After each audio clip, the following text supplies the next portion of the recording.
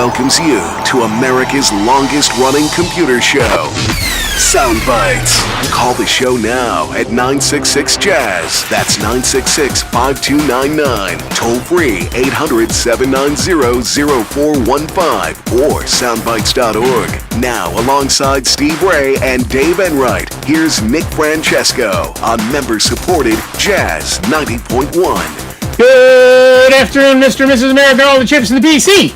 It is Saturday, the 28th day of June, Anno Domini 2025, and you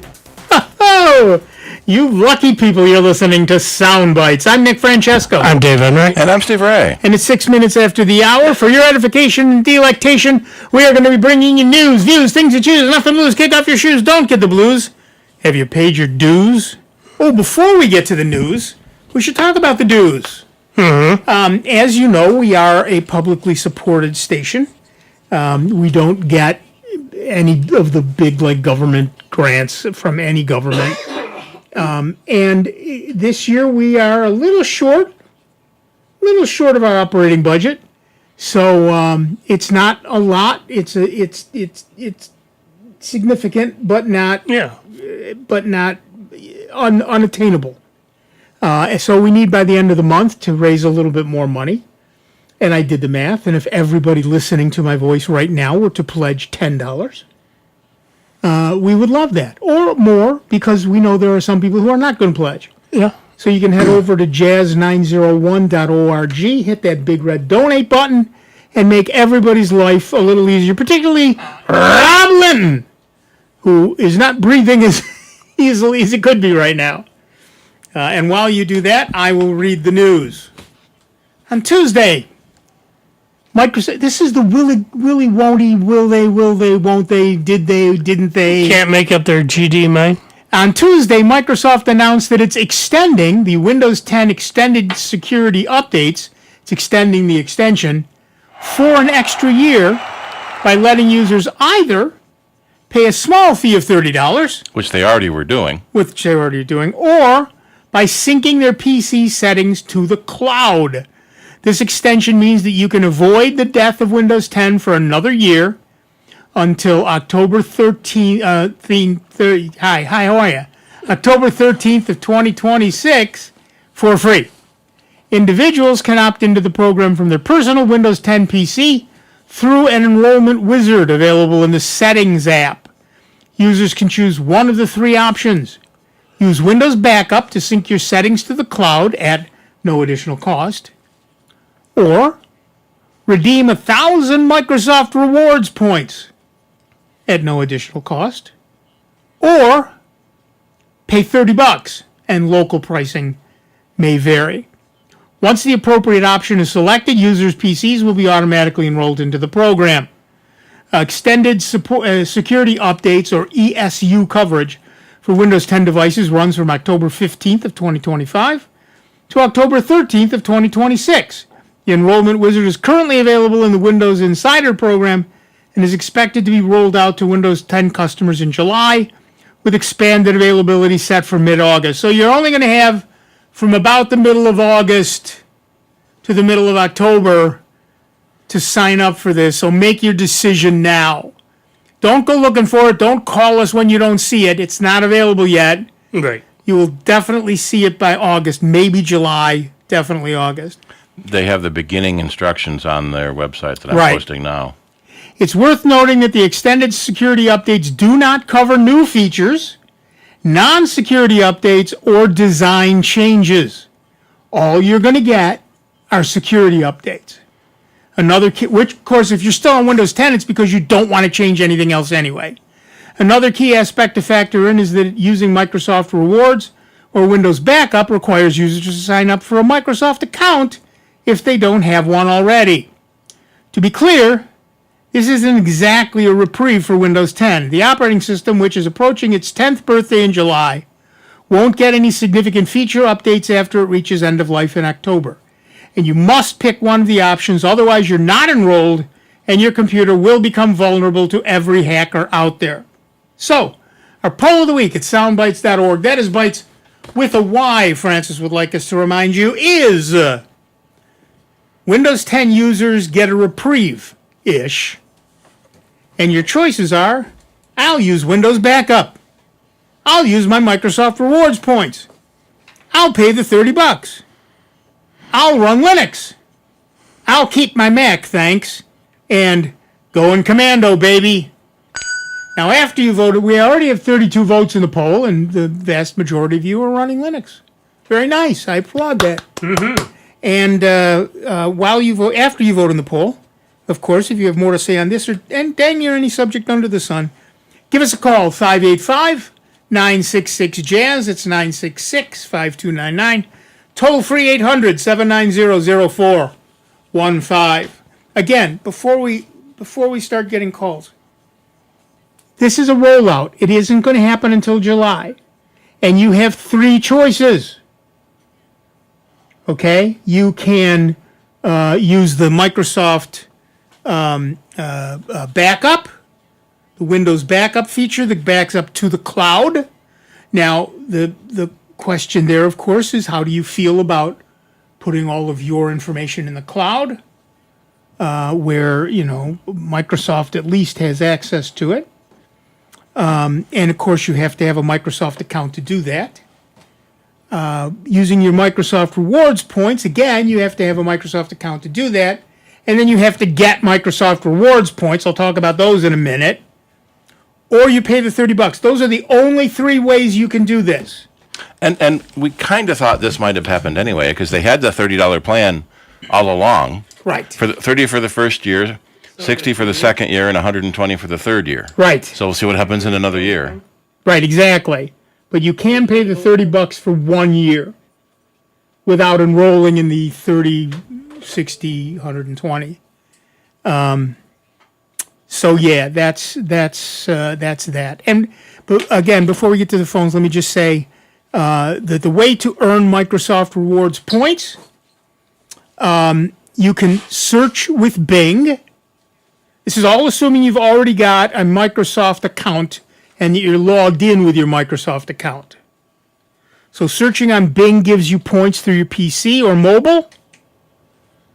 You can use, or through the Windows search box, which uses Bing. There's a shock. Or Bing in Microsoft Edge. You actually get additional points if you're using Bing and Microsoft Edge. There are the Microsoft Rewards dashboard at rewards.bing.com, where you can get quizzes and polls, questions. They're a quick and easy way to earn points, really. They work okay. There are additional activities, bonus rewards, and that. And, of course, if you shop in the Microsoft Store for games or add-ons or movies or TV shows or Surface tablets or whatever, those give you points. And be aware that points typically take a minimum of 48 hours to appear in your account after any purchase. And, of course, if you're gaming on the Xbox, there's the Rewards Hub, playing certain games, the past quests. And, of course, Microsoft has a cash back thing on certain retailers. So you can earn Microsoft points. Now, you're going to have to do a heck of a lot of searching and buying and stuff to get 1,000 points before October, but you can do it. So if that's the way you want to go, or, of course, you can just back up your data to the cloud, to Microsoft's cloud, and they will give you points. They will give you a free year for that. Or you can just move to Windows 11 or Linux. Soundbites, please hold. And those are your choices. All right, to the phones. Our first caller is Judy from Rochester, New York. What's up, Judy? Okay, I have a question about, and I've been looking for a new laptop because of this issue. And my current laptop is a 64-bit with a terabyte and i5. So when I'm looking at all these new laptops, all I see, unless I search for anything 32 or 64,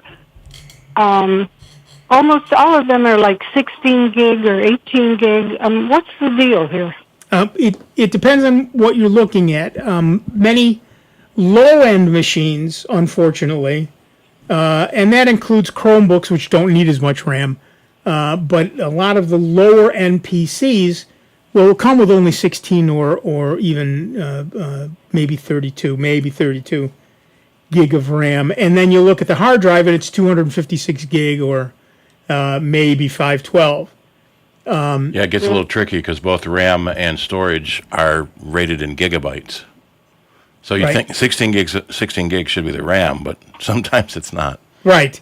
So if you're looking for something in the 64 gig of RAM and a terabyte of hard drive, you often have to look at either a higher end machine or purpose build one for yourself at one of the sites like Dell or Lenovo, where you can pick a base model and HP, add whatever you want to it. Asus. But those are really your choices at this point, and particularly now. Add whatever you want to it. So hello. Yeah, Oh, you're echoing back. We're echoing. Particularly now with tariffs, prices are just going to keep going up. And it's good. 16 gigs is good today, but in 5 or 10 years, 32 is you're going to want. Right, and it also depends on what you do. Yeah. Right. So Yeah. if all you do is have a few tabs open surfing the web, and you do your email online and all of that stuff, sure, 16 gig is fine, and a 256 gig drive is fine. But if you do a lot of stuff, like you do a lot of writing or that sort of thing, you're going to need more storage. Or if you're doing, if you're programming, or if you're opening a lot of tabs to do things, you're going to need more RAM. So it really depends on your need as to what machine you need. Yeah, I'm afraid really to look at anything that has 16 gig because I don't know. I guess my mentality, just tells me that's not enough. Well, wait a minute. Let's step back for a second. What do you do with your machine? I run an access program. I do email. I do some buying. I do banking. I do some spreadsheets. I do, a little bit of. I don't do any graphics. I don't do any computer building or anything, but I do a little bit more than just email. Yeah. Well, then what I would suggest is, you look at these machines and they come with, say, 16 gig. Usually right next to it is another, saying, well, here's what you can get for this price. Or a button that says Customized. But usually next to it is another tab, image that'll say, all right, well, you can get, say, 24 gig of memory and a terabyte hard drive, but it'll cost you this much. So, even though it might have just the one option when you click on it, usually right next to it, there's other add-ons that you can do for not much cost. So if you were to push the custom button and add on more gig, in memory and stuff, would that impact the performance of the machine at all? Well, here's the thing. Maybe. What I would suggest if you're looking for a machine, say you're looking for a desktop, I go to the 24 gig of memory, terabyte hard drive, and a separate graphics card. It doesn't have to be, one of these gamers, but just be a separate graphics card with its own memory. Because if you do that, instead of relying on onboard memory, it doesn't take away from the memory that's installed on the PC. Because it's got its own memory to do the graphics. But to answer your question, in general, more RAM is slightly faster performance, particularly if you have a lot of stuff open at once. You get less swapping, and swapping slows the machine Especially down if she's doing significantly. access. Right. So more RAM generally means faster performance, particularly for databases. A bigger hard drive generally means more space, but doesn't necessarily have an impact on speed. Now, if you have if your current drive is a regular spinning hard drive, and you replace it with an SSD or an NVMe, you're going to see a massive increase in speed. Yep. And that also changes the price a little bit. The spinning hard drive, or HDD, is cheaper, but the solid state drive, or SSD, is faster and more expensive. Yeah, I did notice that, and basically all the ones I've reviewed have had the SSD. Yeah, pretty much all of them do these days. Yeah. Unless you go to the really low-end cheap ones. Right. They've gotten it's funny because this laptop is 10 years old, and when I bought it, it was probably not the top of the line, but it was, in there. If you bought this 10 years ago and it has 64 gig of RAM and a terabyte hard drive, that's a pretty good machine. Mm-hmm. That would be a good candidate that once you get your other machine, you set that aside. I know what you're going to say. And play with Linux, Judy. I'm going to do that. Come to the right side. My last call a few weeks ago was just that. Can I turn my old one into a Chromebook? We highly recommend it, and go to Linux. There are so many different flavors that you can try and make it look just like your Windows machine, and you'd wonder why the heck you didn't do it sooner. Yeah. Well, anyway, that's kind of where I'm at the moment, but just browsing. So I'm just going to look at... it's time to rip that rubber Band-Aid off. I know. All right. Well, thank you, and have a great day. And I always appreciate this program, and I am a member. That's what we love to hear. Thank you, Judy. Have a terrific weekend. Yeah. So I tried to log into my Microsoft account to see how many points I have. Oh, yeah. And it says open the authenticator and tap the button. Right. So I open the Microsoft Authenticator, and it says Authenticator is going to end in July of 2025. Yes, it is. Well, What are you telling me to open it for? I don't think it ends as an authenticator. It ends as Autofill and that stuff. So they tell you to download Edge and then copy all your passwords from Authenticator to Edge. Exactly. No. You still use it. You can still use it as an authenticator. You can't use it as a what you call it. Yeah. But somehow I have 1,241 Microsoft points. Nice. So I can do it to the Windows 10 extension. There you go. Good for you. I know you feel better now. Yeah. All right, back to the phones. Our next caller is Will from Rochester, New York. What's up, Will? Will from Hampton in Virginia, Nick. Oh, Hampton, Virginia. I'm sorry. Yes, sir. No, that's my bad. What's up, Will? No, it's all good. This kind of dovetails on the news that you were reading, Nick. DistroTube, who's a YouTuber, has prognosticated that probably before the end of this year that there'll be a 10% market share in Linux desktop and laptop usage. What do you guys say? Well, this will be the year of the Linux desktop, as every year for the past 22 years has been. I think we're seeing more of it, and it depends. Well, okay, so let's start with what constitutes a Linux desktop, because every Chromebook is essentially running Linux. And every Android phone. Every Android phone runs Linux. Now we're seeing a surge in Linux desktop, what most people would think of as a Linux desktop, mainly because of this Microsoft situation. People are finally being prodded off their butts. We've all been complacent for the last 10 years running Windows, 20 years running Windows. But now, particularly in this economic climate, dropping everything and buying a new computer that's powerful enough to run Windows 11 is not in everybody's ability right now. So we're seeing a lot more people looking at the the necessity to move to Linux. And yes, I think we're going to see, I don't know that we're going to reach 10%, but I've seen estimates of 5 to 8%, which is still a lot. Oh, yeah.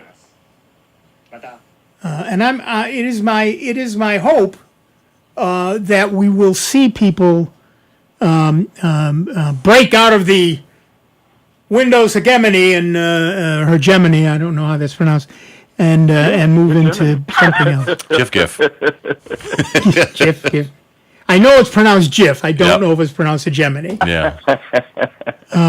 But yeah, so yes, And- I think that we're going to see more Linux as time goes on. My hope is somewhere between 5 and 8%. 10% would be delightful. And if you get very liberal about your definitions, Mac OS, iPad OS, iPhone OS, all of Apple's products are based on Unix, which is what Linux was based Well, on. they're based on Mach. Don't Mach. tell a real Unix person Mach BSD. Mach BSD. That's true. Yeah. Yeah. So we're seeing, there's a lot of, and of course, Linux runs the internet. Yep. You use Linux every single day. As do most corporate stuff. A lot of corporate backends are Linux. Yeah. So what we're really talking about is moving Linux into the desktop. And one of the problems that we really have with it is that our impressions of Linux are based on 25, 30 years ago. It was very hard to install, very hard to keep running. 99% of everything was at the command line. And it was a pain in the patoot to do anything. Now, you install it like you install Windows. You throw the thumb drive in, you say go, and it goes. I saw somebody posted on one of the forums. On Amazon, you can buy a Linux installation flash drive for $20. And he's wondering why. Yeah. Because you can download Linux yourself, for free, make an ISO for free, and find a flash drive a lot cheaper than that. Yeah. But some people pay for convenience. Yeah. They don't want to be bothered. Yep. Right. And it's going to work, theoretically. Yeah. But yeah, the hope is that more people understand that Linux is just another operating system. Like Windows is an operating system, like Mac is an operating system, Mac OS is an operating system. Linux is just another operating system, and it works like another operating system. You can open Windows, you see folders, you can drag and drop. I mean, it's all the same. And there's no magic and there's no fear. Like getting a different car is our analogy. Right. For a while, you don't remember where the gas cap is, or you don't know how to program the radio buttons, but eventually you get it. Well, it can't happen too soon, because one of the things that I've noticed since I've been dual booting is that Windows definitely does not play nice with Linux as far as sharing resources. No, it really doesn't. Windows 11 is better because of the Windows subsystem for Linux, the WSL, but it's not good about sharing the hard drive separately. I'm talking about even Windows 11, because that's what I have on my ThinkCenter, Windows 11. Yeah. Yeah, sometimes an update to Windows 11 will kill Linux. Mm-hmm. We've seen that happen, and it makes us all a little angry. But yeah, we get it. All right, well, let's all hope for the year of the Linux desktop. Indeed. And get out there and sneak into your friends' homes and install Linux. All right, we're going to take a quick break. Back in just a couple of minutes. Do not sneak into. Well, I don't even have to tell you that. We're going to take a quick break. Back in just a couple of minutes with Dave Enright, Steve Ray, me, Nick, Francesco, and you. It is 29 minutes after the hour. You are listening to the longest-running computer show in the known universe. That's Soundbites, right here on the truly great and truly grateful that you will now donate Jazz 90.1. See you in just a couple of minutes. Computer talk you can understand. More Sound Bites is next on member-supported Jazz 90.1. NBC News Radio, I'm Lisa Carton. Senate Republicans are scrambling to pass President Trump's massive spending bill. Majority Leader John Thune says there could be a procedural vote to start debate at noon Eastern. The spending measure is facing headwinds as Republicans race against the clock to meet Trump's July 4th deadline. On Friday, Trump added, however, that the deadline was, quote, not the end-all, and that he knew some Republicans who are against the bill in its present form are under a lot of pressure. A new ruling from the Supreme Court will limit the ability of district judges to issue nationwide injunctions. In a 6-3 vote, conservative members of court ruled Friday that nationwide injunctions, quote, likely exceed the equitable authority that Congress has granted to federal courts. The ruling was in regards to President Trump's ban on automatic birthright citizenship to children born in the U.S. to undocumented immigrants. Lisa Carton, NBC News Radio. Can pollution jam up your brain? This is Sandra Tsing-Loh with the Lowdown on Science. You're weaving through honking, coughing traffic. Your head is pounding like a drum solo. Could smog be scrambling our brain signals? Enter Yi-Chen Yang and a team from the University of Edinburgh. They studied over 200,000 adults, analyzing long-term exposure to the vehicle emission nitrogen dioxide. Using hospital records and pollution data, they found a strong correlation between N2O exposure and mood disorders. There's even a link to dementia. But don't hold your breath. Planting trees, reducing car trips, and supporting clean air initiatives can make a difference. So let's clear the air and give our brains a fresher perspective. The Lowdown on Science is a production of University of California, Irvine Science Communication and LAist 89.3. Jazz 90.1 is supported in part by our members and by the Eastman School of Music. This upcoming school year will feature concerts from Bela Fleck and the Flecktones, Terry Lynn Carrington, Terrence Blanchard, Rhiannon Giddens, and more. To view the complete schedule of events, you may visit esm.rochester.edu. Jazz 90.1 is supported in part by our members and by The Trestle. The Trestle, located at 8506 Greek Street in Silver's Point. Open Thursday through Sunday from noon until 10 p.m. The Trestle offers live jazz, a vinyl listening lounge, and curated cocktails. To learn more about The Trestle, you may look on Instagram and Facebook. Jazz 90.1 is supported in part by our members and by Strange Bird Brewery, located at 62 Marshall Street, celebrating Shark Week 2025, July 10th through 13th. To learn more about Strange Bird's Shark Week events, you may go to strangebirdbeer.com or find them on Facebook and Instagram. Jazz 90.1 is supported in part by our members and by Ludwig's Center Stage Cafe, located at 25 Gibbs Street. Open Monday through Friday from 9 a.m. until 4 p.m., Ludwig's offers an all-day breakfast and lunch menu with daily specials and homemade pickles. Ludwig's also caters special events. For more information about Ludwig's, you may visit ludwigscenterstagecafe.com or call 585-454-4440. That's 585-454-4440.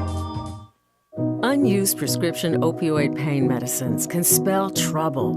They can spell risk if taken by someone they weren't prescribed for, harm if accidentally taken by a child or pet, or overdose if they're not used as directed. Safely dispose of opioids before they can hurt your family. Find a drug take-back option such as medicine drop boxes. You may find these in your community at local pharmacies or police stations. Visit www.fda.gov/drug disposal. Calling all veterans. Veterans Outreach Center wants you. We provide essential services for veterans in the greater Rochester area. Get employment assistance, health and wellness support, residential services, food, clothing, and so much more. VOC, serving those who serve us for over 50 years. Visit vocroc.org or call 585-546-1081 today to learn more. Jazz 90.1 weather. Clouds along with a few scattered showers and a thunderstorm will gradually give way to some partial sunshine here for your Saturday. High temperatures will be into the low 80s, the muggiest part of the day, the start of the day, and then gradually humidity levels will come down for your Saturday night. With just a few clouds, the overnight low temperature near 60. For Sunday, plan on a mostly sunny sky. Looks like the weekend pick. High temperatures away from Lake Ontario into the low 80s. I'm meteorologist Josh Nichols for Jazz 90.1. And currently right now it's 84 degrees out at the airport and 84 here at member-supported Jazz 90.1.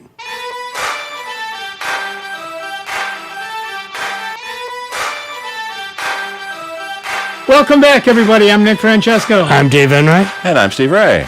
And at 35 minutes after the hour, we are in our year-end Let's Make Up the Shortfall semi-pledge drive. I'm not going to dun you people with this, but I would love it if every single person here listening to our voices would head on over to jazz901.org, hit that big red donate now button, and pledge. We're just shy of making our goal by, several $1,000s is all it really takes at this point. So we can get there, but we can't get there. You get us there. So please make that call, make that pledge. And while you're doing that, we'll talk to Dave from Canandaigua, New York. What's up, Dave? Just one question. What exactly, if I were to choose Windows backup to delay this thing, what are they backing up? My whole computer? No, what they say they're backing up is your settings and stuff. Theoretically, it's basically your system settings. So the look and feel, what colors scheme you use, all of that stuff, what programs you have installed, how you like your desktop set up, what apps you have, the apps you have loaded. They have a picture of the dialog box on the website, and it says save your settings, apps, and credentials, so you can move to a new Windows PC. Right. No, a new Windows 11 PC. Right. So that's basically the point, is that you load all that stuff in so that when you move to the new machine, you can just say, go get that, and we're good to go. But most people don't do that. And it does not say your data, just your settings, apps, and credentials. Right. So it's not really a backup. No. It's not what we think of as a backup. Yeah, it's just covering their stuff. Right. It's the minimal stuff you would need to get a new PC to look a little bit like your old PC. It doesn't back up the actual programs unless you bought them from the Microsoft Store. It doesn't back up any of your data, but it does back up your settings, basically. Uh-huh. Well, sounds kind of dodgy to me.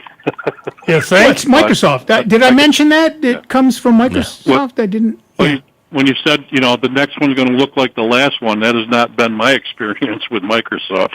Well, right. It's not going to look the same, but it's going to have some of the same stuff that you had on the old one.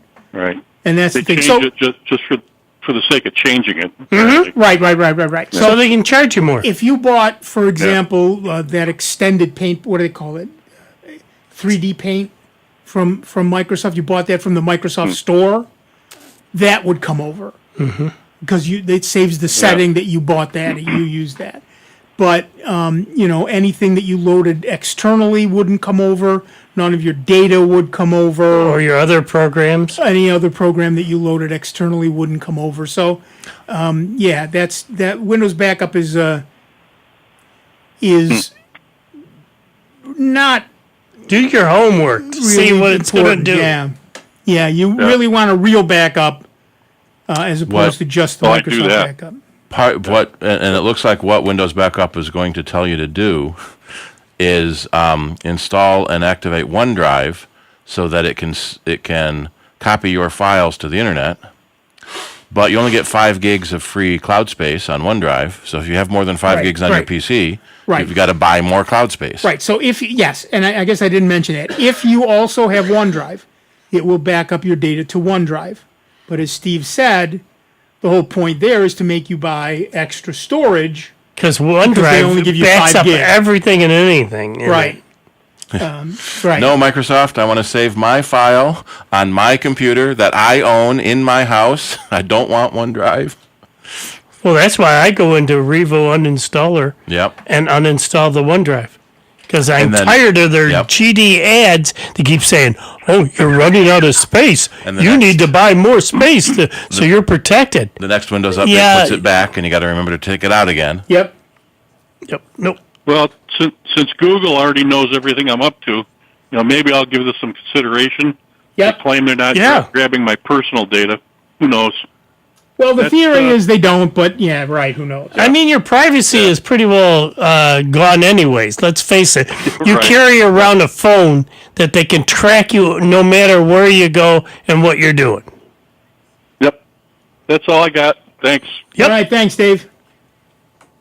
Yeah. Okay. Online storage is a long and involved topic, but truly the number one online storage system really is Google Drive. You get 15 gig free, which is 3 times what anybody else gives you, and it's still not enough, but it's a start.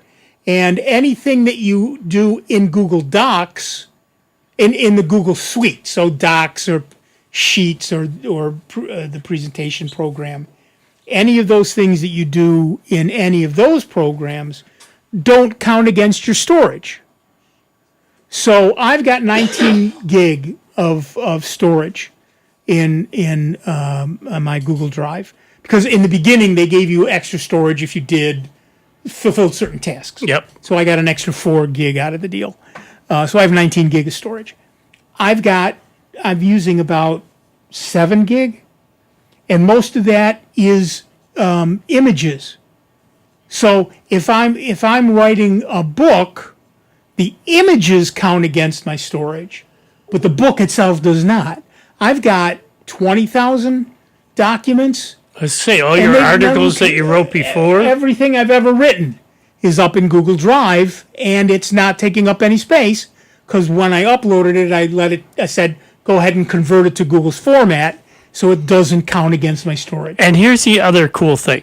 I mean, so say you live here in Rochester, and you've written some documents, and you go and travel, and you need to look at one of them.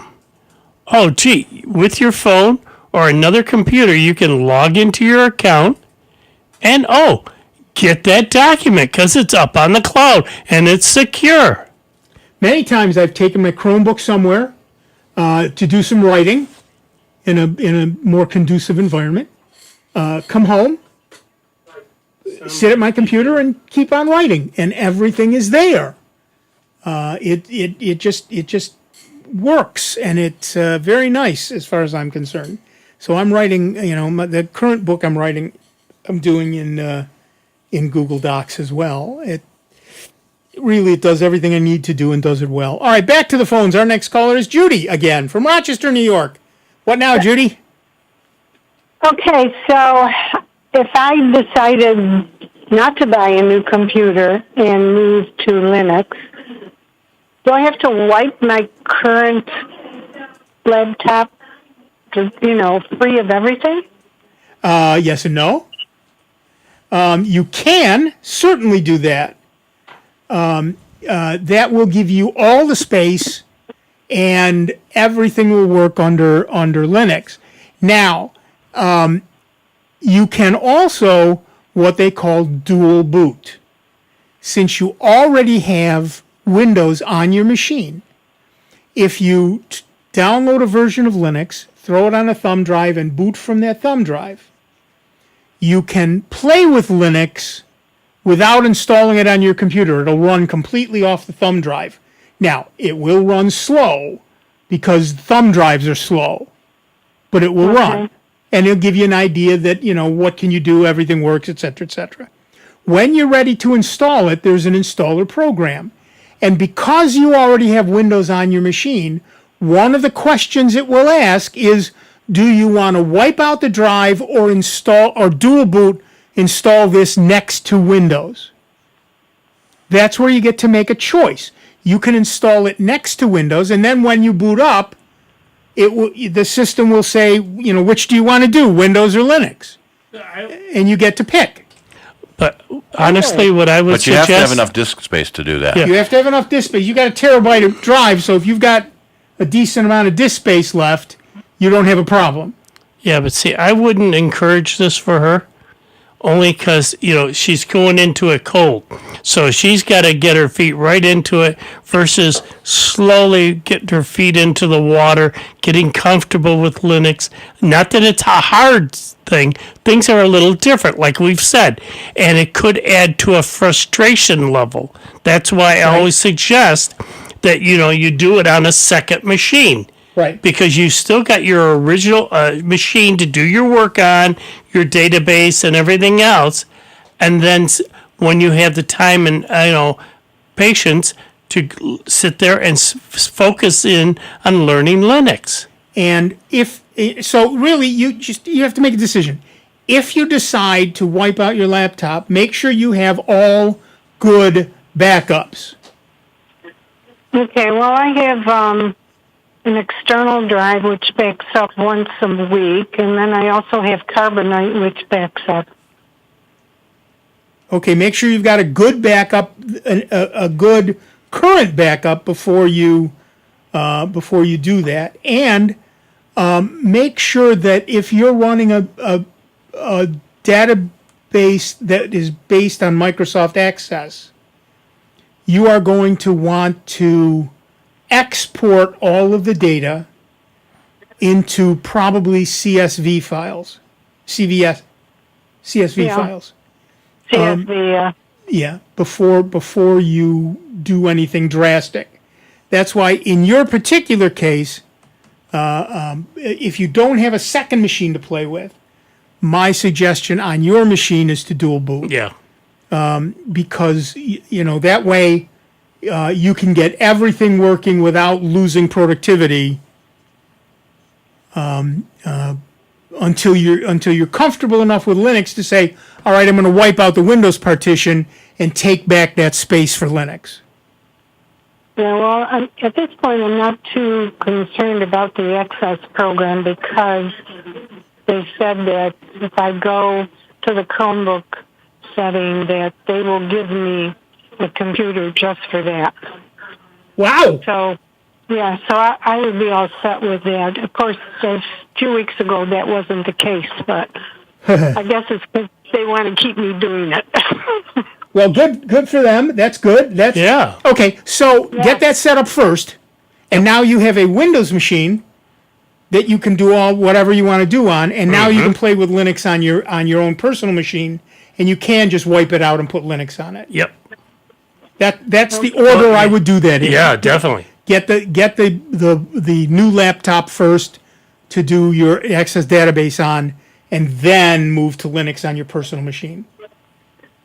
Okay. Thank you so much. All right. Good luck, and let us know how that goes. I will. Bye-bye. Thanks, Judy. That's very exciting. Yeah. Yeah, that adds a different perspective to it, that she's going to have another machine that she can do it. Because, like I say, I hate to see people I encourage everybody, at least try Linux. If they have a second machine and they can do it slow at their pace and get comfortable with the difference. Like we've said, your analogy of a car. Yep. It's just learning where this is and that and what flavor of Linux you might want.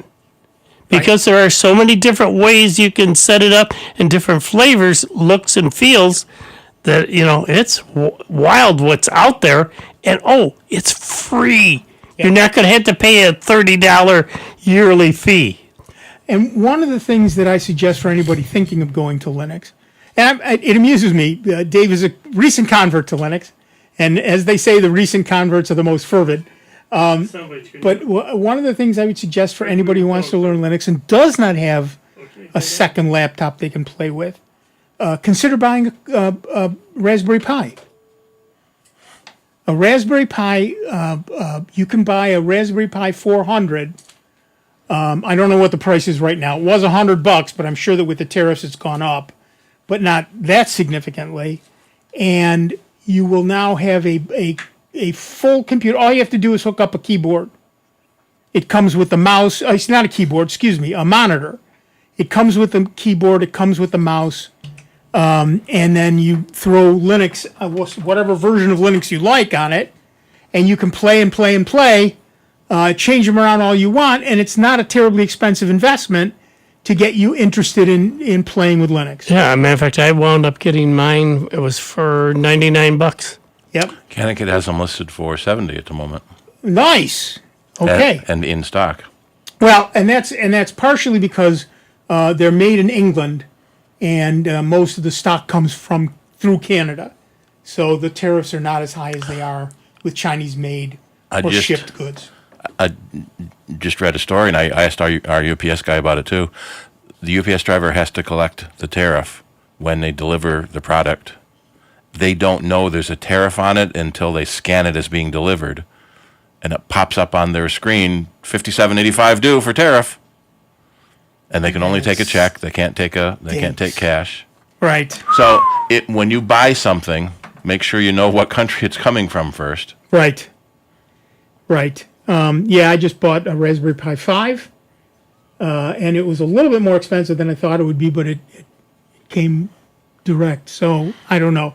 All right, back to the phones. Our next caller is Fred from Rochester, New York. I knew you were going to be calling in, Fred. What's up? All the good stuff you've been talking about today just got me a little bit confused, but that's okay. That's normal. A couple of things. I did throw a grant at the donation. Thank you so much. One of my favorite presidents. I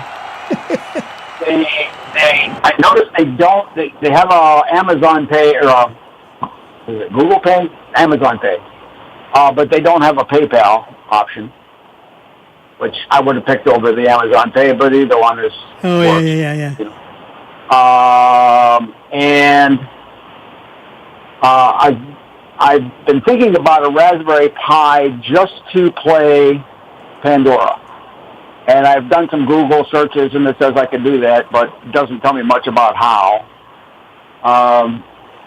I'm going to have to assume it's just like any other. Does a Pi come with an Ethernet connection or a Wi-Fi connection? Yep. Yeah. Okay. So here's the way this works. Pretty much any Raspberry Pi will play Pandora through the website. There's a program called I want to say Pithos, Pithos. Yes. It's a Pandora radio client for Linux. Okay. So and really, all that Raspberry Pi is doing is grabbing the stream from the internet and throwing it at a speaker. So a Raspberry Pi 3B will do that. Is that grabbing it from the Avatar movie, Pandora? No, from the jewelry company. Keep walking, both of you. Pithos is a native Pandora radio client for Linux, and you can just go to the Pandora.com website, right, with a browser, and play from there as well. I mean, either one works. Pardon? I do that from my desktop. I do it from my desktop at work. Right. Play it. Just.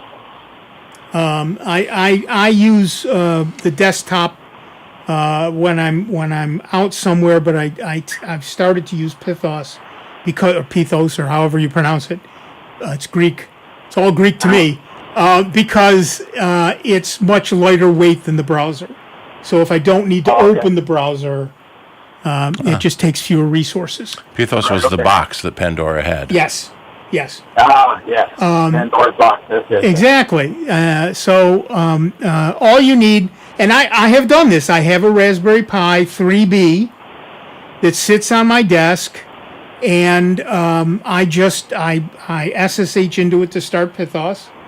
Actually, use a remote desktop program and go into it, start Pithos, and then I can shut down the remote desktop program, and it just plays all day long through the speaker. It's easy, it's fast, and a Raspberry Pi. You don't need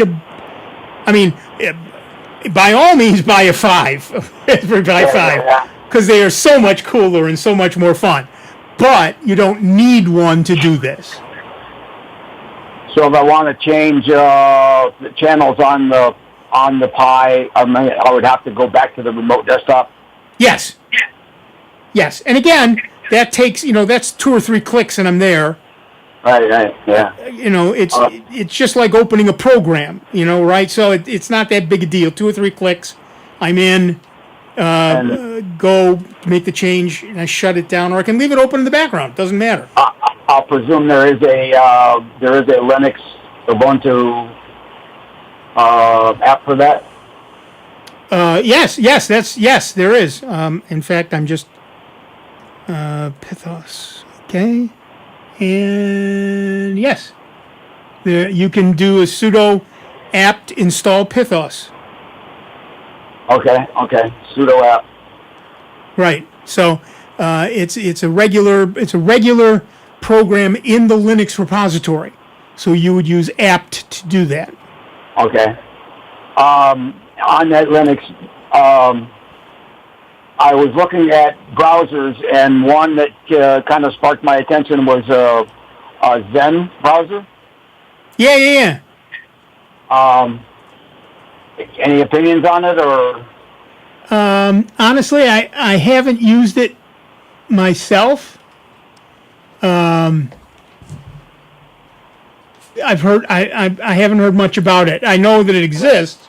Okay. I just not one that I've used a lot. The beauty of Linux, of course, a beauty of any browser, any operating system, you can load all the free browsers you want.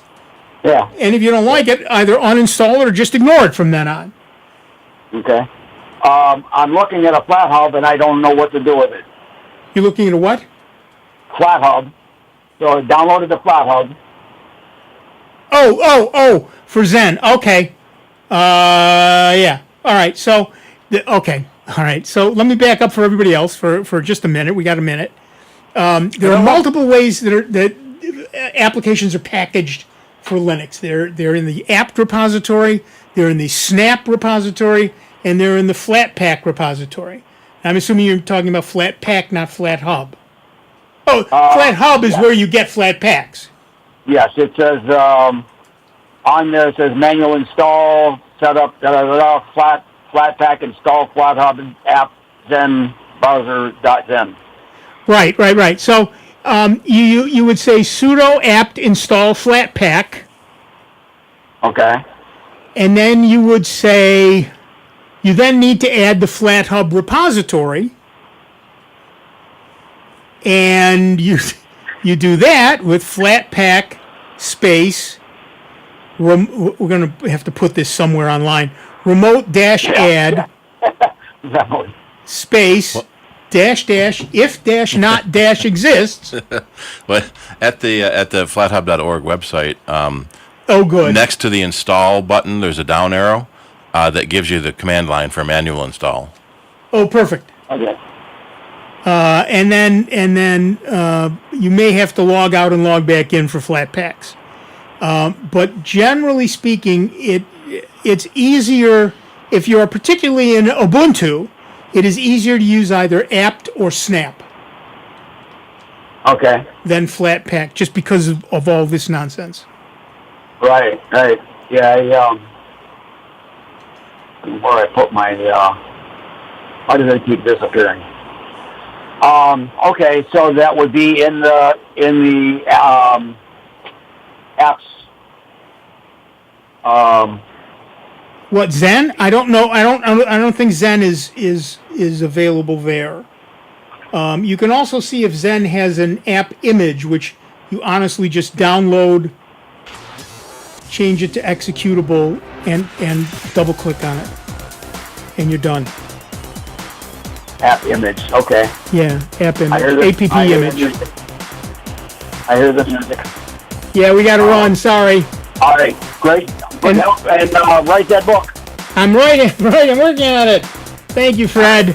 All right, we are going to take. Man, there would be a whole chapter on Flatpak and what a pain in the patoot it is. We're going to take. Wow, hold on. The first hour of this show is done. It's finished, but don't despair. It's a whole nother hour of the longest running computer show in the known universe coming your way.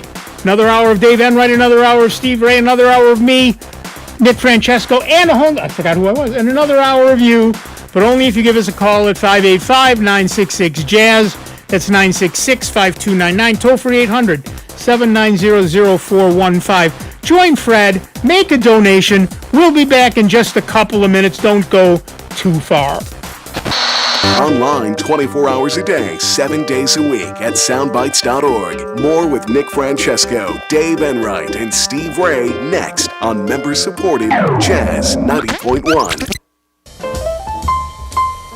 This is 90.1 WGMC Greece Rochester, a public service of the Greece Central School District and official media partner of this year's Rochester International Jazz Festival. Jazz 90.1. Streaming online at jazz901.org. NBC News Radio, I'm Lisa Carton. Senate Republicans are scrambling to pass President Trump's massive spending bill. Majority Leader John Thune says there could be a procedural vote to start debate at noon Eastern. The spending measure is facing headwinds as Republicans race against the clock to meet Trump's July 4th deadline. On Friday, Trump added, however, that the deadline was, quote, not the end-all, and that he knew some Republicans who are against the bill in its present form are under a lot of pressure. A new ruling from the Supreme Court will limit the ability of district judges to issue nationwide injunctions. In a 6-3 vote, conservative members of court ruled Friday that nationwide injunctions, quote, likely exceed the equitable authority that Congress has granted to federal courts.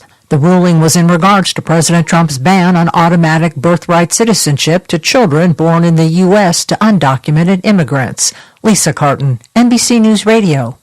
Before you call into our show, please make note of the following rules. 1, turn your radio down. 2, turn your radio down lower. 3, remember, nobody has invented a good-sounding speakerphone yet. Don't use them. 4, make sure you have a point. It makes for a more interesting show. 5, calling does not guarantee you'll get on the air. No whining. 6, if you do get on the air, please do not tell the host what you just told the screener. We don't care. And 7, is that radio turned down yet? We hope this will make for a more enjoyable program, and we thank you for your time. Jazz 90.1 is supported in part by our members and by the Eastman School of Music. This upcoming school year will feature concerts from Bela Fleck and the Flecktones, Terry Lynn Carrington, Terrence Blanchard, Rhiannon Giddens, and more. To view the complete schedule of events, you may visit esm.rochester.edu. Here's another I Love New York travel tip. Cities, towns, and villages across New York State are getting ready to celebrate the 4th of July with spectacular fireworks displays, parades, and entertainment. The village of Lake Placid is hosting an Independence Day party with a parade, live entertainment, and fireworks over Mirror Lake. Albany's 4th of July celebration at Empire State Plaza brings high-energy hits and boy band nostalgia to the main stage with the Pop 2000 tour, hosted by Chris Kirkpatrick of NSYNC, plus great food and beverages, and the best fireworks display in the region. In New York City, the annual Macy's 4th of July fireworks lights up the night over the East River with a display so huge that it can be seen throughout most of the 5 boroughs. For more information on these and other 4th of July festivities in New York State, visit the I Love New York website at iloveny.com or dial 1-800-CALLNYS. New York, everything you love. Jazz 90.1 is supported by our members and by Concerts at Point of the Bluff, presenting Darrow Hall, Sunday, July 13th, 3:30 p.m.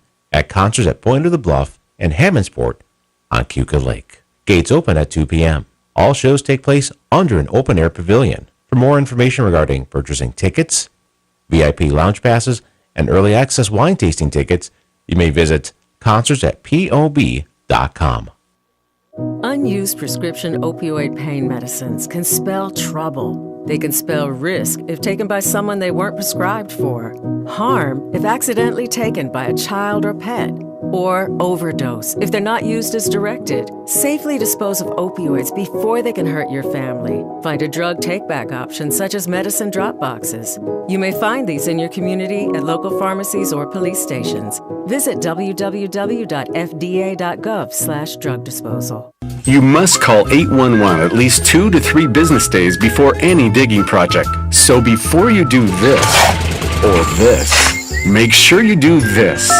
For digging projects big or small, make the call to 811. Being isolated and lonely can be harmful to your health, resulting in high blood pressure, a greater risk of heart disease, and early onset dementia.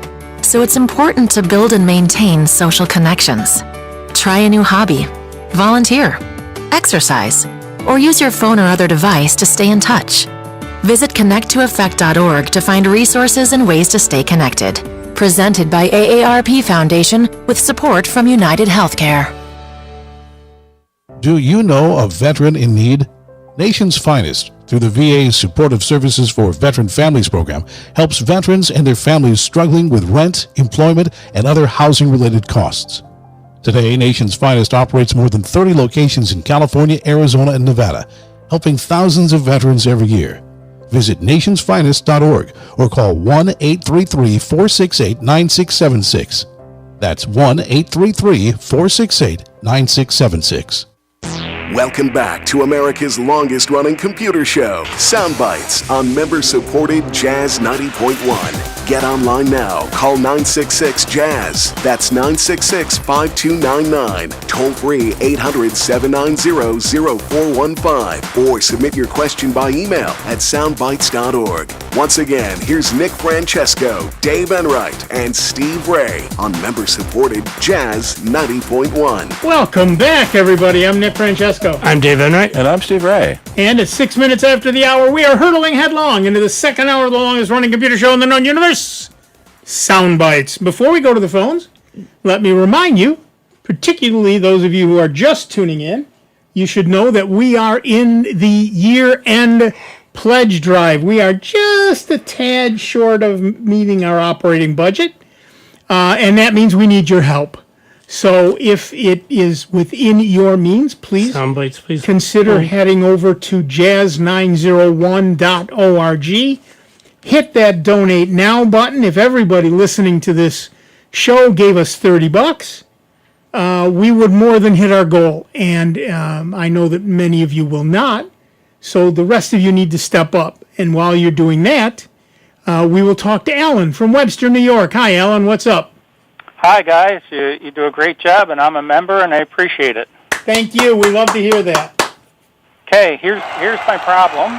I'm going to buy a new computer for Windows 11, and I'd like some advice, so let me tell you a little bit. I have a Windows 10 computer that's about 6 years old. I run a photo editing program called Luminar Neo, and it won't run on this computer, so I'm going to move up to Windows 11 and a better computer. I was wondering if you had any advice, and what I'm particularly interested in is how do I move my programs from my current computer to my new computer? Is there an easy way of doing that? Yeah, it's called reinstall them all one by one. Yeah, the short answer is you don't. Yeah. You don't move your programs. You can only copy your data. Programs need to be reinstalled. The problem with Windows is that every program puts stuff in the registry. Yep. And it puts it all over the registry. If you've ever watched a rabbit run across a kitchen floor, you've seen what it deposits behind irregularly. Yep. Programs do the same thing in the registry. They put stuff everywhere. Okay. And you will never get it all, and you cannot move the registry itself. Okay.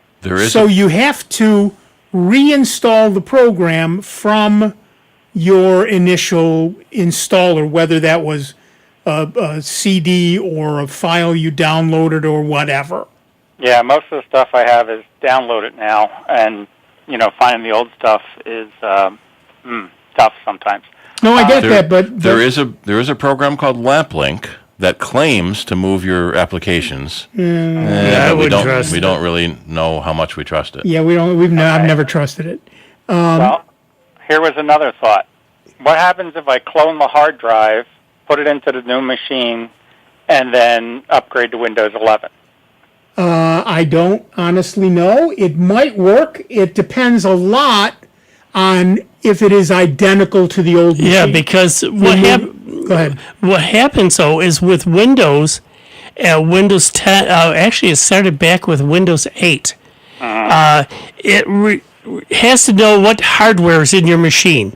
And it needs to know the version of motherboard and the BIOS, and it keeps all that stuff, in its registries. And all the drivers will be wrong. Yep. Okay. For all of the internal devices. So including maybe the Ethernet driver, so it can't even get to the internet to Right. download updates. Right. So cloning a hard drive works if you're replacing that hard drive in the exact same machine. Right. Or an identical machine. So back in the day when I used to buy, 25, 30 laptops at a time, they were all identical. I could make the hard drive and clone it. What you're talking about doing really likely isn't going to work well. Okay. You'll spend more time fooling around with it than if it'll to even get it to do it. work. Right. So no, and in terms of what you buy, you're talking about Windows 11. So I would say a minimum, personally, I would say a minimum of 32 gig of RAM and a 500 gig hard drive. Although I'd go for the terabyte hard drive. Okay, so what I'm going to a local computer shop and ask them to build me a computer. Perfect. Here in Webster, and I'm talking about at least an i7 CPU. Yep. And 64 gigabyte of RAM. Good. And we were talking about either a 4 terabyte SSD or 4 to 8 terabytes of NVMe storage. Yeah. Yep. Right? Yep. So that's the type of machine I'm going to. I'd also include in that separate graphics card. Especially since you are doing graphics. Yeah. Yeah, well, the program is written in Ukraine, oddly enough, and I've been swapping notes back and forth. I'm trying to give me specific recommendations, and they won't. But from what I understand, the program is heavy on the CPU and the memory and light on the video card. But I think we talked about an NVIDIA 3060 with about 12 gigabyte of RAM on it. Good. No, that'll do it. Like I say, just so you don't take away from the memory that's on the motherboard. Right. So, but I had discussed with them to clone the hard drive and try and move stuff, but it doesn't look like that's a good idea. But one other thing I think you should do is drop it off here at the studio. And we'll do, between the three of us, we'll do a test drive, say for the next couple of months, just to make sure that it works right for you. Yeah, okay, right. It's the kind of guys we are. We're nice people. We're offering our services for free on that for you. Yeah, right. Okay. It looks like I got a job ahead of me, though, of loading my stuff. Yeah. And it does help clean out your system. Because you're not bringing all that old registry cruft along from programs you used to have but don't anymore. So you just install the ones you're using now. And let me make one more suggestion. Yep. Think about two separate hard drives in your machine. One for your system. Yep. And one for your data. Yeah, So we discussed that, and his recommendation was rather than I had originally asked for 2 to 4 terabyte in an SSD and an 8 terabyte HDD. Mm-hmm. Right, and he's like, "How about 8 terabyte of NVMe memory?" Yeah, you want that's even more NVMe expensive. if you can afford it. Yeah, we talked earlier about so hard drives are the least expensive. The SSDs that use a SATA connector generally are more expensive, but a lot faster. NVMe is a different connector yet at PCI Express. It's even faster and therefore even more expensive. Yes. And one of the other key programs that I would recommend that you install before you install any others is Revo Uninstaller.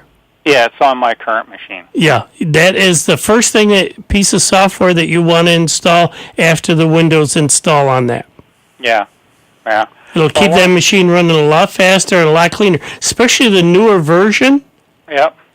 Yeah, I've got it on a jump drive, so I can move it between, because I've got a bunch of computers up in my ham room that I can, on this one jump drive, I can sit there and use it on any one of my machines. I only pay for one. Yeah. The other thing, to get back to the NVMe versus whatever, either SSD or NVMe is better for you than a spinning hard drive. Yes. And I recently bought NVMe and it just flies. Yeah. But I would suggest either a 2 terabyte drive for your operating system and programs. Your C drive. Your C drive. and then a D drive for your data of 4 terabytes or more. Okay.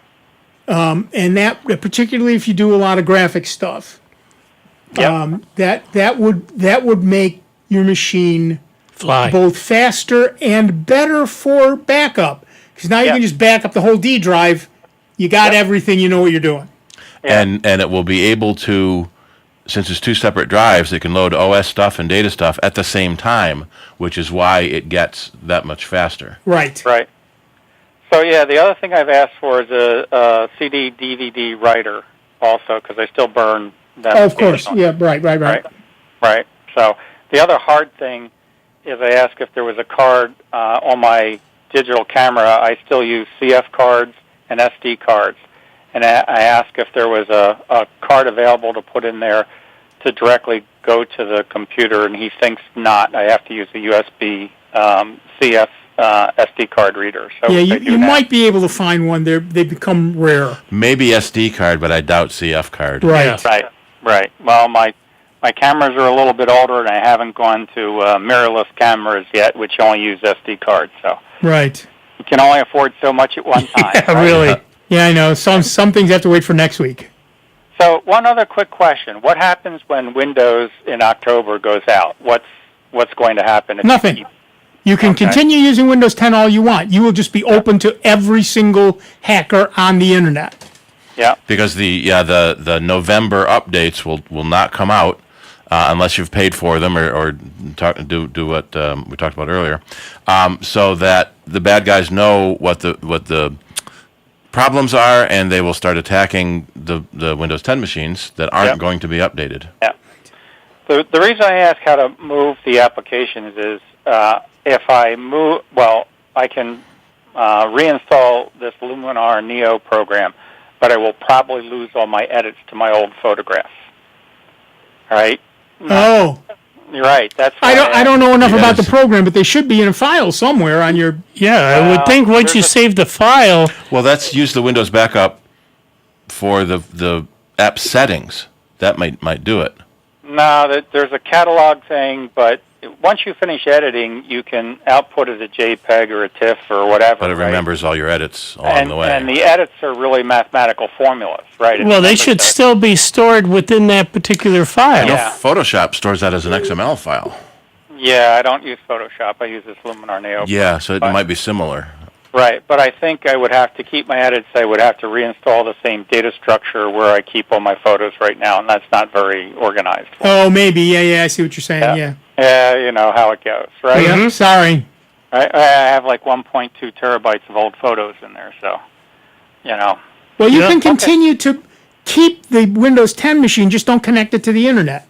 Yeah, okay. That's why I'm talking to you guys, you know. I still have a few months, and I can get the machine and at my leisure reinstall everything and convert over. Right? Exactly. That's the beauty of having a second machine, is that you don't have to rush and you don't have to forget anything. Right. Another crazy question. I use Thunderbird as my email client. Sure. And I tried on my laptop to put Thunderbird on, which I was successful, and they say you can export your profile, which I was able to do, but when I tried to import it into Thunderbird, it just gave me all these error messages. Do you have any thoughts on that? The only thing I can think of is it might be a version problem, because I just did that from my old machine to my new machine. Okay. And it worked great.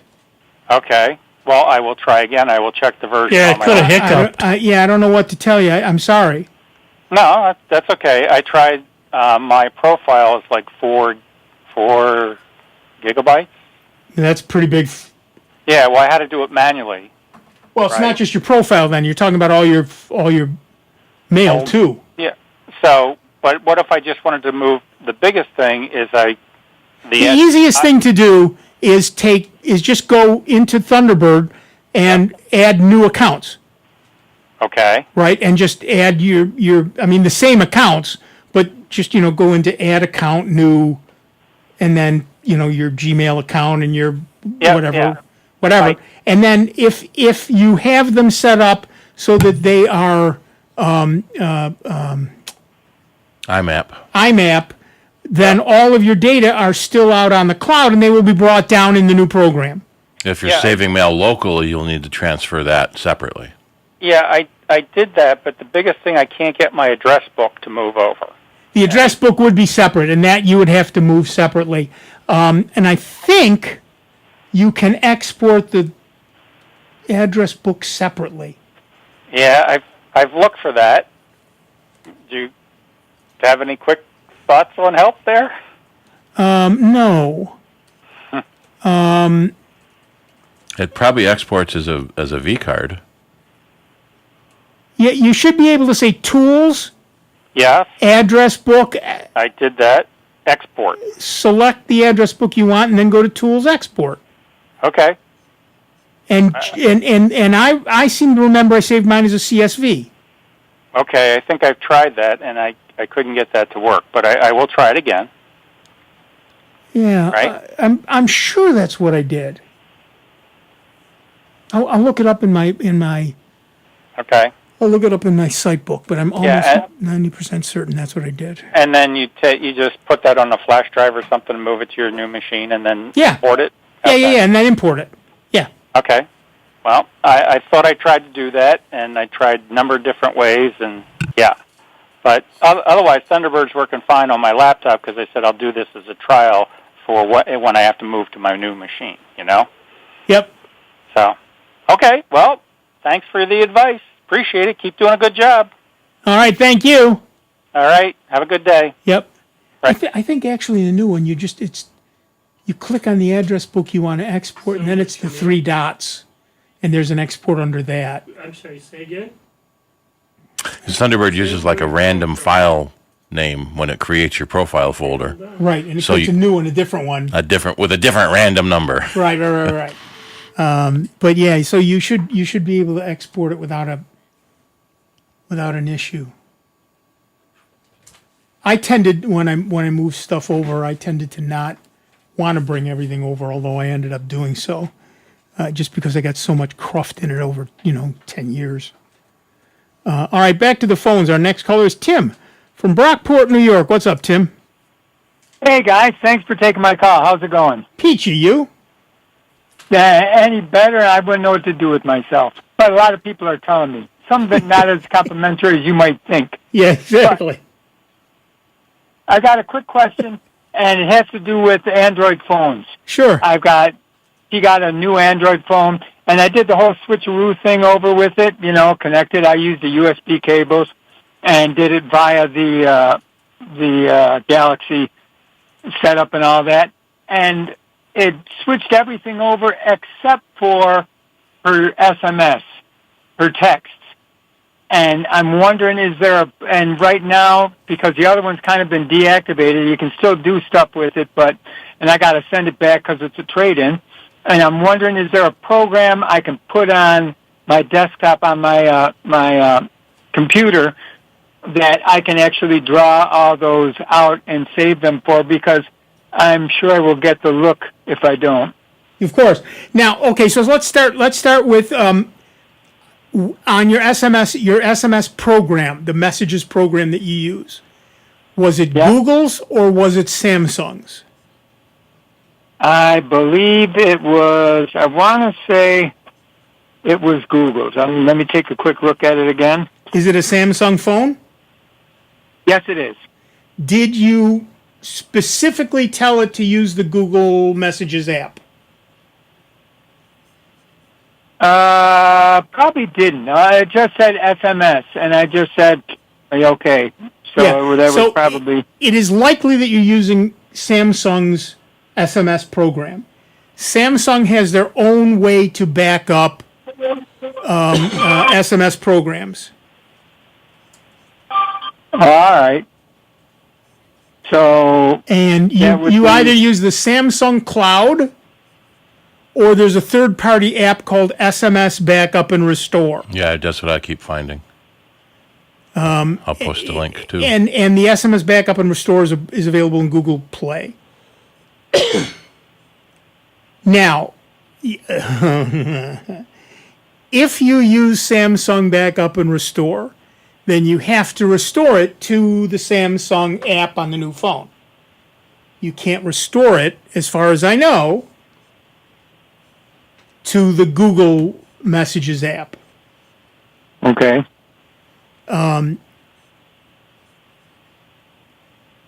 If you are using the Google Messages app, there's a very cool thing called Messages for Web, where you can sign on to your Google account through a browser and look at all your SMS messages. You can send SMS, receive SMS, do whatever you want to do. And from there, of course, you can, do whatever you want to do with them. But I know that the Google version doesn't work with Samsung's messaging app. I don't know if there is a Samsung equivalent of that. I'm sorry. All right. Yep. And all this I maybe should have investigated beforehand, but then again, the look before you leap has never been one of my strong suits. And usually Welcome to the club. Fall, you figure it out. Yeah. But that's all right. All right, I'll give those a look, and I'll see if they actually put it in. I'm trying to see if I have a Samsung Messenger on. I'm sure there must be because it's Samsung phone. Part of the problem is it doesn't tell you which is which. You have to know the icons. Right. And they're almost identical, except one's green and one's blue. All right, I will take. Okay. I'll take a look at that, and then, and after all this, if nothing else, I can say I called and I did my best, and it's just a week, maybe a month in the doghouse, and I'll get over it. Yeah, that'll fly by. Yeah. Oh, yeah. Hardly notice it. All right, Tim. Thanks. Bye-bye. Thanks, guys. Appreciate you being there. Bye-bye. Except, of course, nobody wants to be in a doghouse in this weather. Yeah, really. It's gotta be warm there. So yeah, for those of you who are buying a new phone and don't have the backlog of old messages that you want to move over, my suggestion is always to go with the Google messaging system. Yeah, that's mainly because of that Messages for Web. I cannot tell you there are a number of times that I have misplaced my phone or have left it downstairs, and these days I don't take the stairs. Just great speed? on a whim. So if I know my wife is coming up behind me, I will get in on the thing and I will tell her, I will text her from my computer to bring up my phone.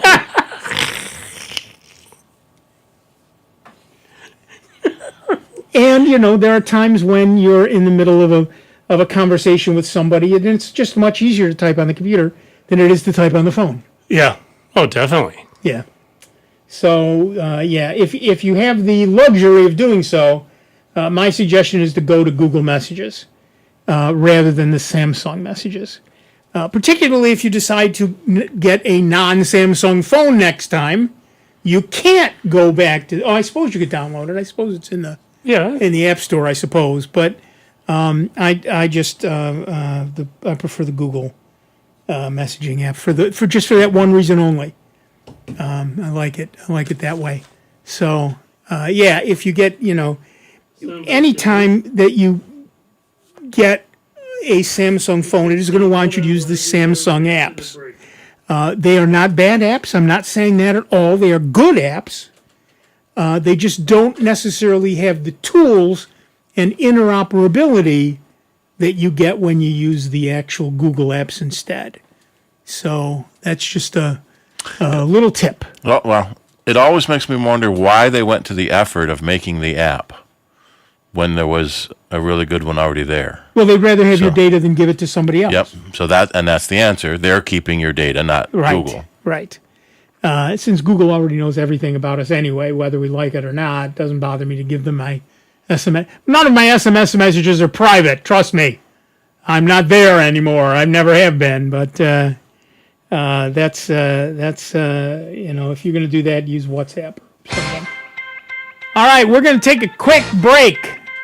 And that will give you a chance to head on over to jazz901.org, hit that big red donate button, and give the station a few bucks, people.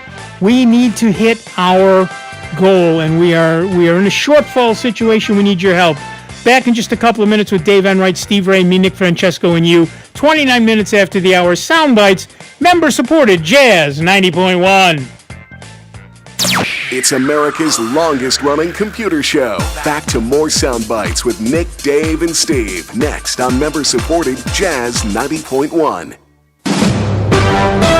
NBC News Radio, I'm Lisa Carton. The Senate is taking up President's massive spending bill today. Majority Leader John Thune says there could be a procedural vote to start debate this afternoon. The spending measure is facing an uphill battle as Republicans try to meet Trump's July 4th deadline. On Friday, Trump added, however, that the deadline was, quote, not the end-all, since some Republicans who oppose the bill in its present form are under a lot of pressure. President Trump says he believes there will be an Israeli-Hamas peace deal within the week. Here's Brian Shook. He told reporters in the Oval Office it's sad to see the long food lines in Gaza filled with hungry and dying people. The president says he's interested in a permanent ceasefire and the release of all the hostages Hamas still holds. Israel and Hamas have been at war since October 7th, 2023. More than 72 million Americans are expected to travel for the 4th of July holiday. Lisa Carton, NBC News Radio. Jazz 90.1 is supported by our members and by the Rochester Area Community Foundation. In partnership with local philanthropists and community partners, the Community Foundation takes charge of change by working to improve the quality of life for people who live and work in the 8-county region through community leadership and strategic grant making in the areas of equity and vitality. Learn more about the Community Foundation at racf.org. Jazz 90.1 is supported in part by our members and by the Memorial Art Gallery. To learn more about gallery tours, special events, and membership, you may visit mag.rochester.edu. That's mag.rochester.edu. Jazz 90.1 is supported in part by our members and by Strange Bird Brewery, located at 62 Marshall Street and open from noon to 11 p.m. Thursday through Monday. Strange Bird offers a selection of 24 rotating handcrafted beers made on premises, along with a locally sourced curated food menu. To learn more, you may go to strangebirdbeer.com or find them on Facebook and Instagram. Ready? Go!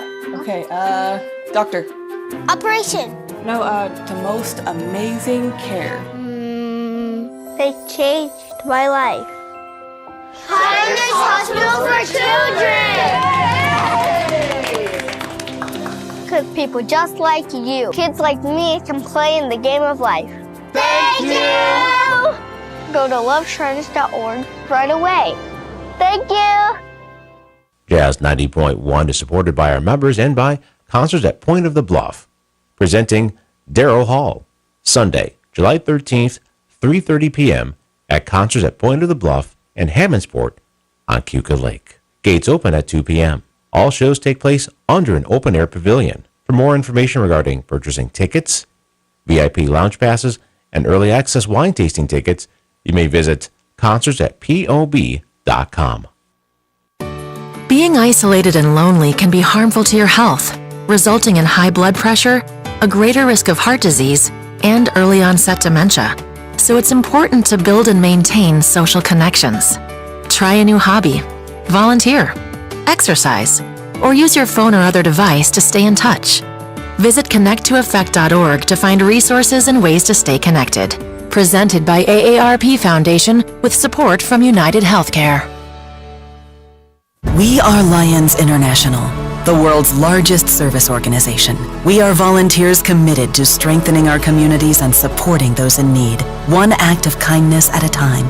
For more than a century, Lions have been serving a world in need, right here in our community and around the world. Lions International makes the impossible possible. This is your invitation to join us, because the only thing missing from our mission to make a difference is you. Visit lionsclubs.org to find a local Lions Club near you.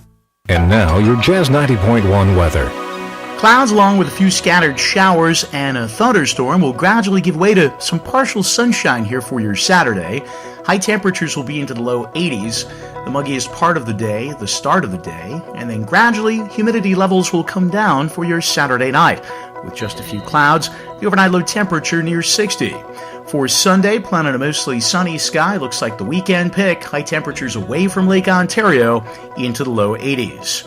I'm meteorologist Josh Nichols for Jazz 90.1. Currently, we've got partly cloudy skies, 84 degrees out at the airport, and 83 here at member-supported Jazz 90.1.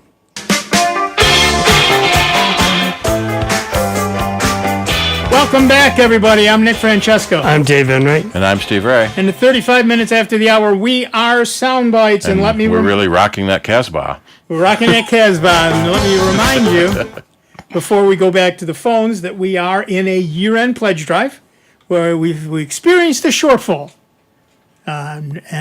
So we need your help to reach our goal. We're only a few $1,000s out, so it's certainly doable, but not without your help. So please, those of you who can, and those of you who listen to the podcast afterwards, it's not too late. Head on over to jazz901.org, hit that big red donate now button, and give, baby! And while you do that, we'll talk to Steve from Greece, New York. What's up, Steve? Good afternoon, gentlemen. I have an issue that the internet has never seen before. Unbelievable. I have searched and never even get something approaching my issue. Windows 10, Chrome browser, home button. I've assigned it to a page I designed to be my home page. It has worked for over a decade. Right now, it sends me to a news site with a news story. I have gone in and made sure I've got the correct link. The link is correct. I've logged out of Chrome, rebooted, logged back in. I cannot get it to take me to my page. If I manually put in the page, it works. It works on every other browser. Does not work on Chrome. All right, so let me ask you a question. This page that it takes you to, is it some news site's homepage, or is it a specific news story? No, it's a page I created on my computer, and it's got links to all the other. A lot of places I go, it's just one page pops up full of links. And it's going there instead of where you want it to go. No, it's not. It's going to the news site instead of where I want it to. Yeah, that's what I'm asking. The news site that you're going to, what is that site? It's a New York Times article about wildfires destroy more than 24 homes. Okay, so if you start the browser fresh, does it go to that page as well? Yep. And if you click the home button, it goes to that page as well? Yep. Now, I've actually made a shortcut using the proper link that I put on my desktop. When I click that, it takes me to where it's supposed to go. It's still in Chrome. Can't hear you. You can set multiple pages to be to open automatically when you start Chrome. Try setting it to somewhere completely different. No, it's not when I open Chrome. It's when I push the home button. Right, the home button takes you to your new tab page. Yep. And that can be set to multiple pages. Yeah, Try setting it to somewhere completely different, like soundbites.org for a minute, and then try to change it back to what you want it to be. Okay. I'm wondering if the preference file is locked or something. Yeah. I can try that now if you'd like to. On startup. I can hardly hear him. Can you hear him? Barely. He's very low. Have you got us on speaker? No, I don't. And it's hard to type and hold the phone. Yeah. Yeah. And I put in sound bites, and it still takes me to the New York Times.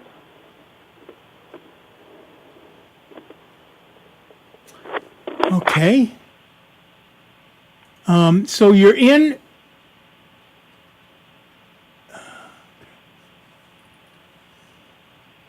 So you've gone into settings. Yep. And on startup, go down to on startup.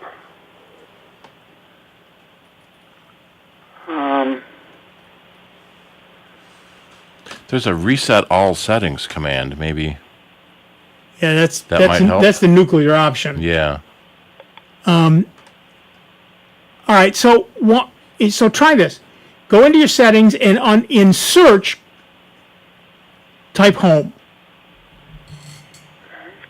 Scroll down till you see show home button. Make sure that's turned on. And then you have really a couple of choices. But he's talking about Chrome? The Chrome browser, yeah. Yeah, because I'm looking at it on here.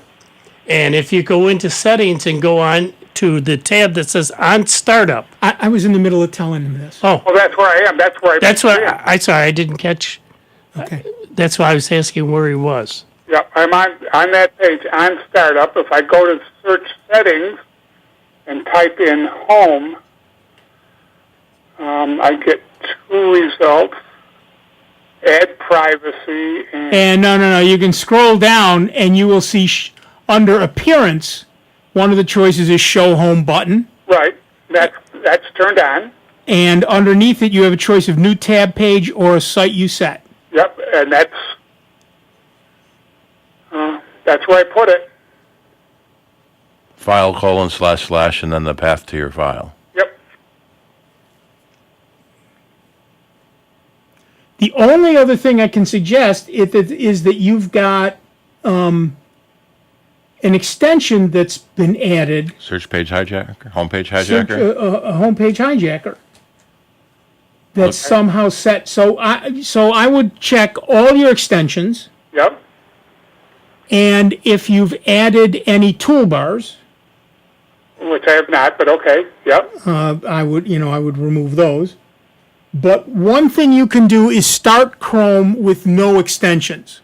Oh, how do I do that? Okay. So you do that from the command line. Okay. And the easiest way to do that is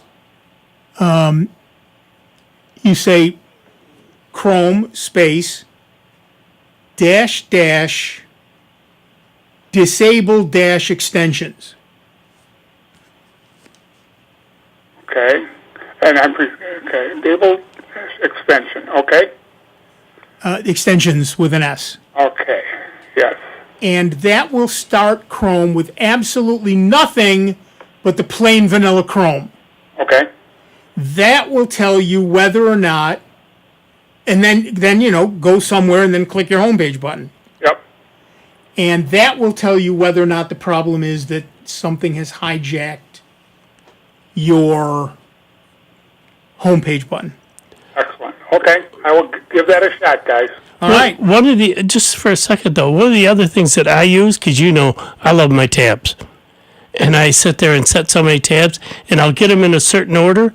On that same page on the startup, I go down to use current pages, and then that way when I close down and then reopen it, the tabs are in the same order that I put it in, and it leaves off where I last left it. Okay. The other thing, Steve, is after -- disable - extensions. Yeah. Put a space and then -- disable - plugins. Oh, okay. So that will definitely make sure when you start Chrome, it's nothing but the plain vanilla Chrome. And how do I get back to normal? Just restart it? Just restart it. Okay.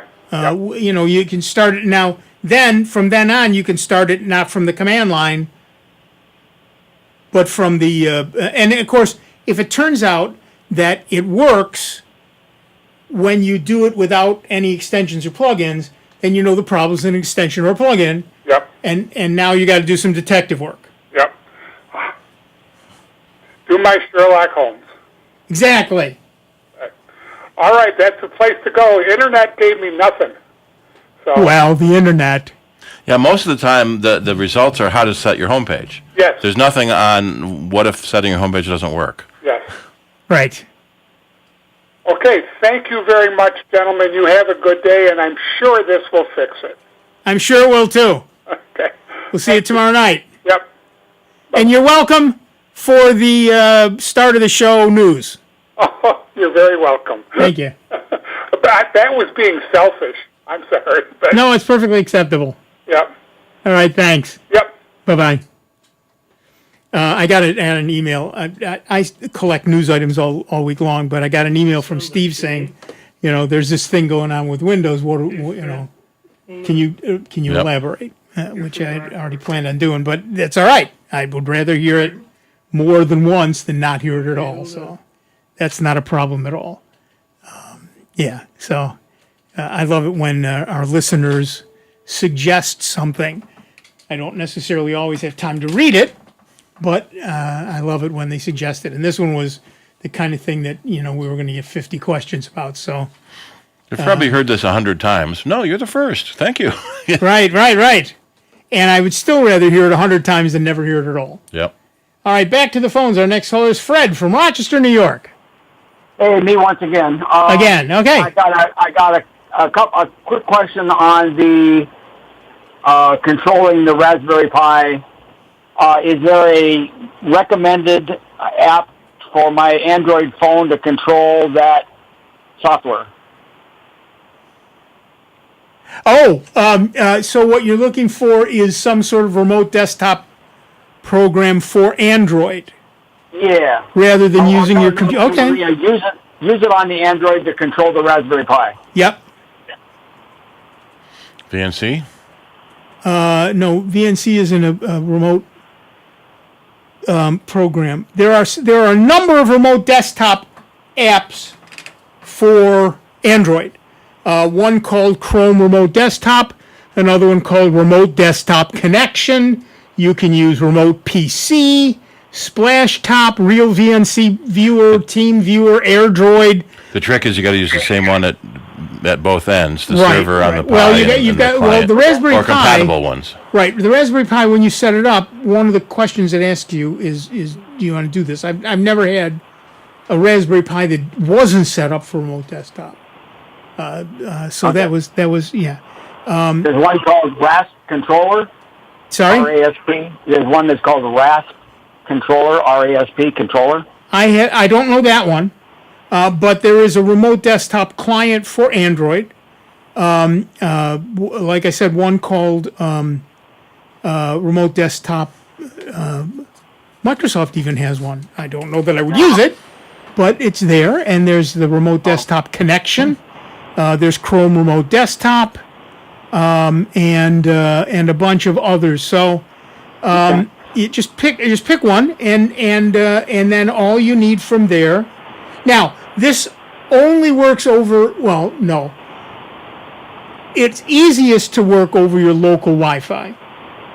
Okay. Your local network, which is all you're going to use it for anyway, because you really. But I'm telling this for everybody else who's going to call and say I tried to manage my Raspberry Pi from Chicago and it didn't work. It only works over your local network. But what you do is you set it up and say, okay, I need the IP address of my Raspberry Pi. I put that in here. I have to know the username and password that I log in with. Usually it's Pi is the user, PI, and then whatever password you have set, make it a good one. And then you're in, and you essentially see the Raspberry Pi desktop on your phone or on your computer. And then you mouse around or do whatever you do, and you start your program, and it runs. Yeah, I want to change songs, change the stations on the Sure. Pi, the volume up, volume down. Yeah, of course. But yeah, I'm in the Canandaigua website, and I see they have a Raspberry Pi 5 kit. They charge quite a bit more for one that's already assembled. Yes. And there's also an aluminum. Is the aluminum body something I need to think about? How hot does it get in your computer room? Well, I usually have AC running. I wouldn't say 90 degrees if I'm not home. Yeah, I wouldn't get too excited. Yeah, I don't know that you need the aluminum case. Well, you can always... It's sexier, certainly. Yeah, but you could always just, if you got one of those stands, the towers, you can sit there and I've seen some folks get those little portable fans and plug it into a USB port and have that running on it, and it's blowing the whole tower. Okay. The kit has a fan. Yeah. So yeah, you should be fine. Anything that humans can stand, the Raspberry Pi can stand. Oh, okay. Yeah, never that. Yeah. Yeah. I can't stand heat anymore. Yeah. Well, no. Join the crowd. Yeah. So yeah, I would, for like I said, you can do, if that is the sole purpose, the 2 gig model would be fine. But the reality is you're going to want to play with it. So I would say minimum 4. That's why I hesitate. Right. I would say minimum 4, maybe 8. I'm looking at 16. 16 is good. Oh. Hot dickety. Okay. Yeah. If you find it's too much, I'll trade you my 8. Oh, okay. If I have too much excess space, I can run it out. Yeah. Any other things that I might want to... Make sure that if you get the full kit, make sure it comes with a power cable. Make sure it comes with a heat sink or a fan. The on-off button I love. There's a power cord with an on-off button. Most people don't use it because they leave it on 24/7. But if you got to shut it down though, because it'll shut down, but then it doesn't really turn off, and having that switch makes the difference. It'll actually cuts the power to it, cutting off even the internet connection to it. Oh, and then perfect, so you're not going to hit it with any static electricity or anything like that. Right. Well, it'll probably go through my battery backup. Yeah. Mm-hmm. And there's a power switch for like $13, so it's not a big deal. What's the RTC battery? Sorry? RTC battery. Real-time clock. Oh yeah. So when you unplug it from power, it doesn't lose the time. Oh, this is Windows. This is Linux. So when it boots up, the first thing it does is check for the internet time. Okay, no problem then. Yeah. So definitely, I'll add that switch.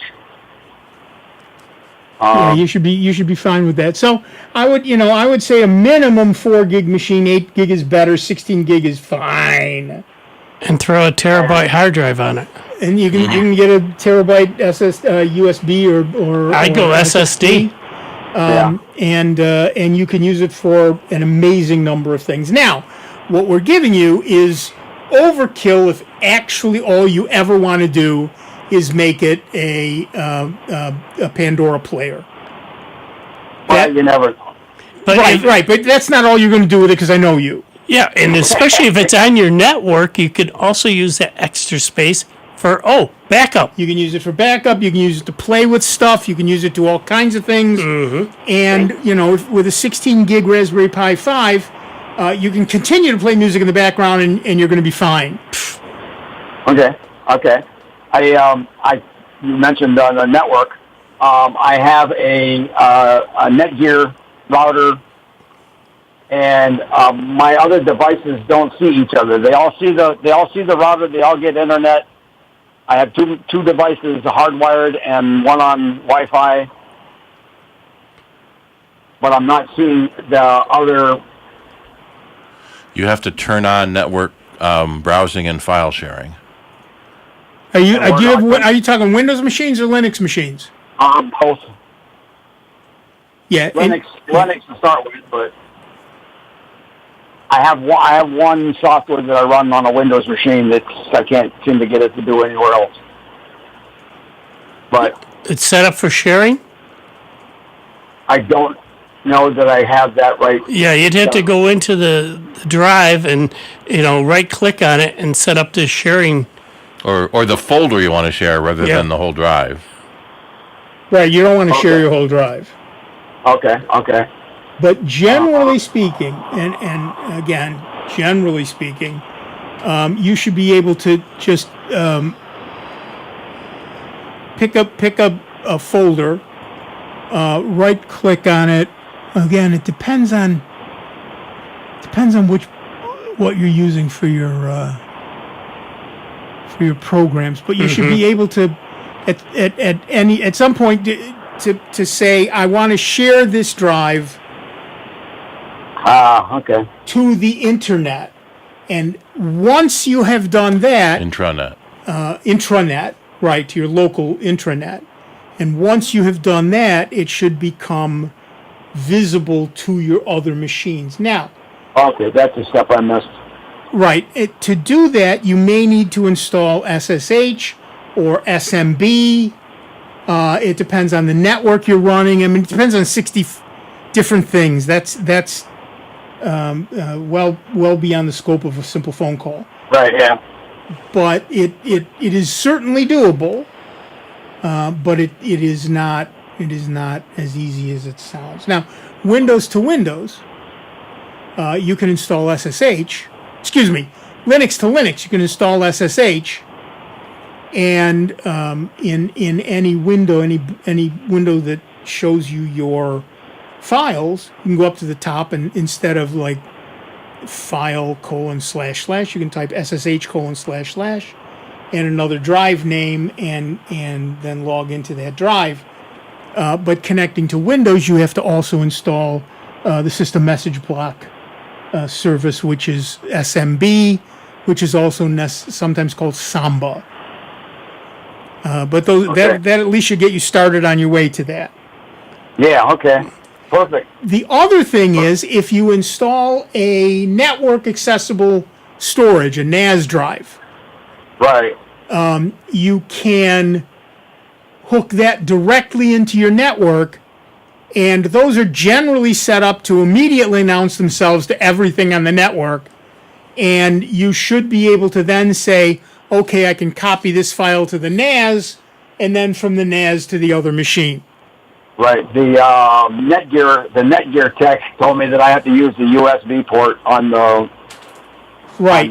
So that's a two-step process now, but it is also a really easy two-step process. Yeah, it's kind of nice when some of the routers have a USB port to turn it into a NAS. Right. But you can buy a standalone NAS that's just a hard drive with an Ethernet port. Right. Or you can just throw a thumb drive. Can I plug in any external hard drive into that USB port and it'll be a NAS? Probably. You may have to look in the router manual to see if it needs to be formatted as FAT32 or NTFS or what format it needs. It depends on the formatting that is necessary, but yes. Given that, yes. Okay, because I have a backup that I keep kind of with me and take it to work. And you know what? Plug it into the network. If it shows up, you win. If it doesn't, you don't win. That's right. I'm going to do that just right now. Okay, we'll see you. All right, we are done for another week. I want to thank everybody who called in. I particularly want to thank those of you who were kind and generous enough to donate to our year-end shortfall mini little pledge drive. I want to thank Dave Enright and Steve Ray. I'm Nick Francesco. You have been listening to the longest-running computer show in the known universe, Sound Bytes. Join us tomorrow night at 9 p.m. for the online stuff. And we will see you in just 166 hours. Be good to one another, will you? Stardate June 28th.